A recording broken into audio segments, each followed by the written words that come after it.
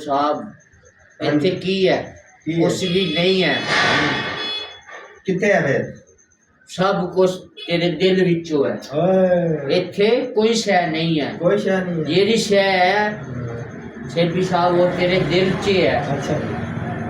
की करना मैं की नहीं वो तेरा दिल कहेगा तो तू करना नहीं करना नहीं सारी गल दिल दी नहीं मन्नी जाती कोई दिमाग की भी मन्नी जाती है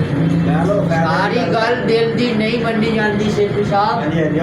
कुछ गल ऐसी होती है जिहड़ा दिमाग उन्होंने ओके करता है दिल नहीं करता ये कुछ गल्लां ऐसी होंदियां ने लेकिन उन्हें समझण वास्ते टाइम चाहिए लेकिन टाइम ते मैं पूरा दिन हो गया दिन दे ओहो अजे तक उनकी गराई मैनू नहीं मिली कदों तक मिल जाएगी आज रात ने दिमाग की मन्ना के ते फिर गराई मिलनी है वेरी गुड ओके ओके कर